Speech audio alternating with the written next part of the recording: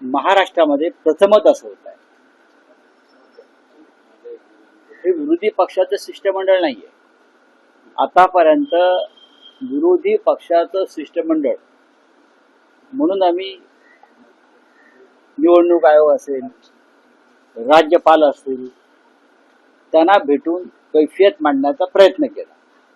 या वेळेला आम्ही असं म्हणतोय की हे सर्वपक्षीय शिष्टमंडळ, कारण निवडणूक आयोग आणि निवडणूक प्रक्रियेसंदर्भात सगळ्यांचेच काही आक्षेप आहेत. ते भारतीय जनता पक्षाचे सुद्धा आहेत. काही मतदारसंघात त्यांचे सुद्धा आक्षेप आहेत. त्यानंतर स्वतः नितीन गडकरी यांचे काही आक्षेप होते. कामठी मतदारसंघ असेल, राजुरी मतदारसंघ असेल, बीजेपीचे मतदारसंघामध्ये कसे घोटाळे झालेले आहेत, या संदर्भात काही संशय आणि आरोप झालेले आहेत. त्याच्यामुळे आम्ही मुख्यमंत्र्यांना आवाहन केलेलं आहे की मुख्यमंत्री म्हणून तुम्ही न येता तुमच्या पक्षाचे प्रतिनिधी म्हणून तुमचे जे दोन इतर सहकारी आहेत सरकारमधले, की त्यांच्यासह तुम्ही या सर्वपक्षीय शिष्टमंडळात सहभागी व्हा आणि निवडणूक आयोगाकडे जे आम्ही चर्चा करणार आहोत त्यात तुम्ही सहभागी व्हा, त्या चर्चेत सहभागी व्हा. ही आमची स्पष्ट भूमिका, आमचं कर्तव्य आहे. जेव्हा आम्ही सर्वपक्षीय शिष्टमंडळ म्हणतो तेव्हा भारतीय जनता पक्षापासून अन्य सर्व पक्ष आणि घटक या राज्यातले त्यांनी या शिष्टमंडळात सहभागी होऊन निवडणूक आयोग जे आहे, मुख्य निवडणूक अधिकारी व राज्य निवडणूक आयोग यांच्यापुढे आम्ही जे निवेदन देणार आहोत त्या निवेदनात आणि त्या चर्चेत त्यांनी सहभागी व्हावे. मुख्यमंत्री येतील असं वाटतंय. अजितदादा म्हणतायत मी जाईन असं वाटतं का? उलट म्हणतात. नाही, अजितदादा पवार जातील असं वाटतं का? याचं कारण असं की त्याने घोटाळेच केलेले आहेत ना बारामती निवडणुका जिंकण्यासाठी. तो मुद्दा समोर येऊ शकतो. रात्री पोलिसांच्या गाडीतून कसे पैसे वाटले गेले, तर बँका कशा उड्या ठेवल्या त्यांच्या लोकांनी रात्री अपरात्री, किंवा मतदार याद्यामधून संशयास्पदरित्या मतदारांना काढणं आणि वगळणं, 60 लाख मतदार जे लोकसभा विधानसभेत वाढले या सगळ्या मतदारसंघात, हा एक महत्वाचा मुद्दा राहणारच आहे. त्याच्यावर सुद्धा चर्चा व्हायला पाहिजे आणि त्या चर्चेमध्ये अजित पवार, देवेंद्रजी फडणवीस यांनी त्या सहभागी व्हायला पाहिजे. आता सुद्धा काही मतदार याद्या संदर्भात महानगरपालिकेचे आक्षेप आहेत, वॉर्ड रचनेसंदर्भात आक्षेप आहे, सगळ्यांचे आहे.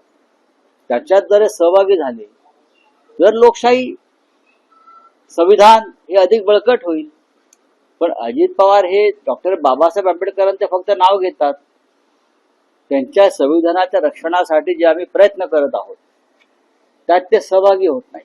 घोटाळा होईल म्हणून तुम्ही भेटताय कुठल्या स्थानिक स्वराज्य संस्था? बघा, घोटाळा होईल की नाही हा पुढला प्रश्न. पण राहुल गांधींनी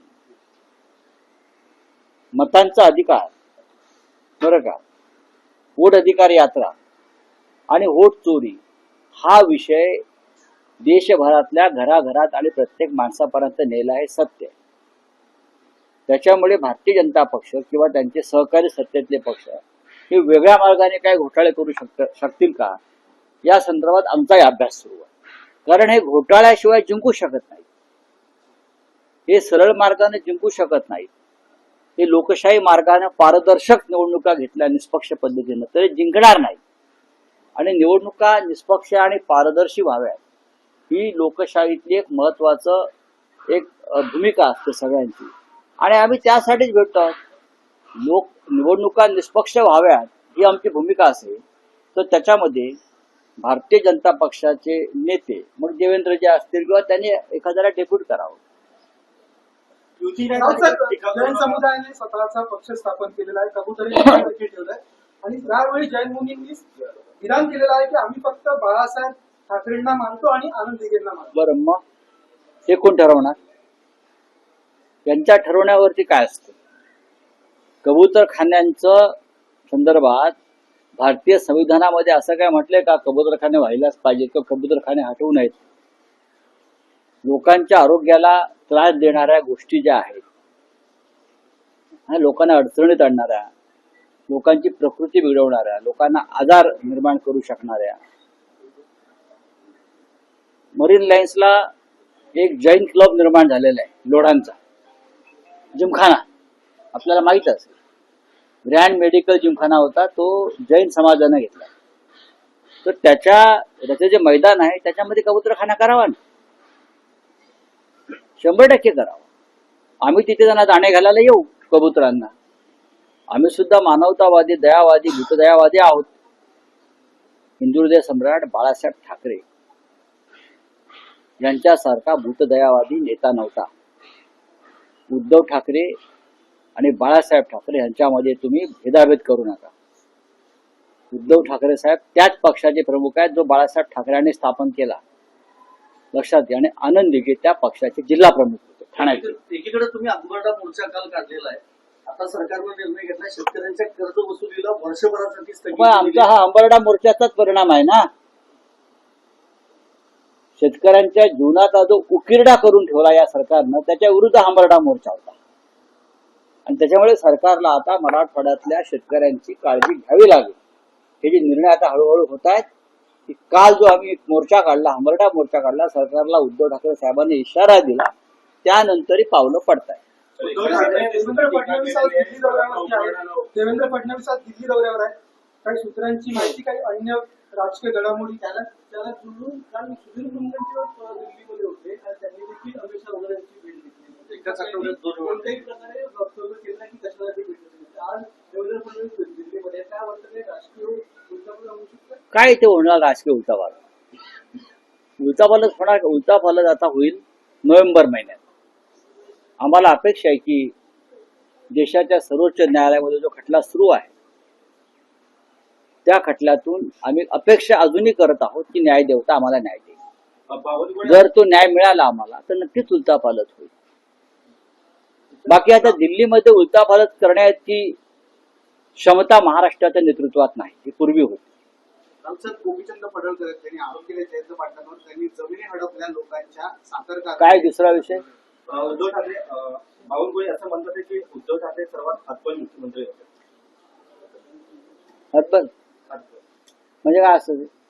ज्याने शेतकऱ्यांचं कर्ज माफ केलं एका झटक्यात, ज्याने कोरोना आणि कोविड काळामध्ये या महाराष्ट्राला जीवदान दिलं, करेक्ट, त्यांना हतबल मुख्यमंत्री म्हणणं म्हणजे स्वतः किती लाचार लोचट आहोत हे दाखव. तुम्हाला मंत्रिमंडळात का घेतलं, ही तुमची हतबलता काय आहे हे आधी सांगा. या राज्यातलं सरकार जे आलेलं आहे हे भ्रष्ट मार्गाने आलेलं आहे, घटनाबाह्य पद्धतीने आलेलं आहे. त्यामुळे त्या सरकारमध्ये सामील असलेल्या कोणत्याही लोकांना उद्धव ठाकरे यांच्या सरकारवरती टीका करण्याचा अधिकारच नाहीये. या सरकारचा फैसला न्यायालयात लागणार आहे. चला, थँक्यू.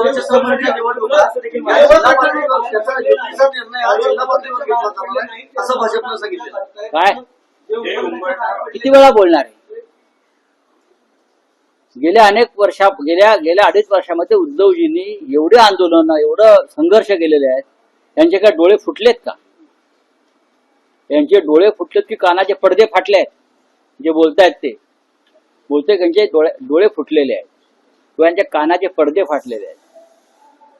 हे अमित शहाच्या कंपनीतले नोकर आहेत सगळे. अमित शहाची जिथे बेनामी कंपनी आहे ना, त्या कंपनीचे लाचार नोकर आहेत. ते दुसरं काय बोलणार?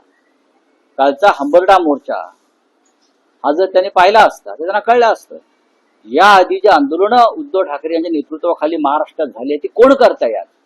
शिवसेना हा या महाराष्ट्रातला पहिला क्रमांकाचा सगळ्यात मोठा विरोधी पक्ष आहे आणि त्याची तुम्हाला भीती वाटते उद्धव ठाकरे साहेबांची. त्या भीतीपोटी वक्तव्य. चला, थँक्यू. हा बोले क्या है आपका? अरे छोड़ो रे. अरे सर, प्रशांत किशोर ने कहा है कि तेजस्वी यादव राघोपुर से खड़ेंगे जैसे राहुल गांधी अमेठी में आ रहे थे. देखिए, प्रशांत किशोर ने एक पार्टी निकाली है. वो किसी एक व्यक्ति का नाम लेकर जो राजनीति करते हैं ना, वो राज्य की राजनीति नहीं है. तेजस्वी यादव अनडिस्प्यूटेड लीडर है बिहार के. Rahul Gandhi undisputed leader and leader of opposition है इस देश के. प्रशांत किशोर को अभी अपनी जो ताकत है हाँ, वो दिखाने है बिहार में उनकी पार्टी नई नई है, उनकी दौलत नई नई है, लेकिन बात बहुत बड़ी करती है। जब चुनाव के नतीजे आ जाएंगे तब उस बारे में हम चर्चा करेंगे। तेजस्वी यादव बिहार के अगले मुख्यमंत्री है, होंगे, उनको कोई नहीं रोक सकता। चलिए, चिदंबरम असं म्हणतायत की ऑपरेशन ब्लू स्टार ही मोठी चुकी होती आणि इंदिरा गांधी यांनी आपलं स्वतःचा जीव देऊन त्या चुकीची भरपाई केलेली आहे. यापासून नरेंद्र मोदी यांनी धडा घ्यायला पाहिजे की काळीच काय असतं पंतप्रधानांचं. आपला जीव धोक्यात असताना सुद्धा त्यांनी अतिरेक्यांच्या विरुद्ध लढाई केली. आपला जीव, आपले प्राण धोक्यात आहेत तरी सुद्धा त्यांनी अतिरेक्यांच्या जागांवरती हल्ले केले, रणगाडे घुसवले आणि त्याच्यामध्ये 2 प्रमुख नेत्यांना प्राण गमावे लागले. एक देशाच्या प्रधानमंत्री होत्या तेव्हा इंदिराजी आणि जनरल अरुण कुमार वैद्य. पण त्यांनी परवा न करता नरेंद्र मोदींनी हा इतिहास जर वाचला तर कदाचित त्यांच्यामधलं शौर्य जागेल. ज्या पद्धतीनं ऑपरेशन सिंदूरमधून त्यांनी प्रेसिडेंट ट्रम्पच्या दबावाखाली माघार घेतली, याचा अभ्यास चिदंबरम यांना करावा लागेल. ते वकील जरूर आहेत, ते वकील जरूर आहेत, मोठे वकील आहेत ते, पण काही गोष्टी त्यांच्याकडून ज्या वक्तव्य आहेत त्या ते बहुतेक भारतीय जनता पक्षाचे वक्तव्य आहेत.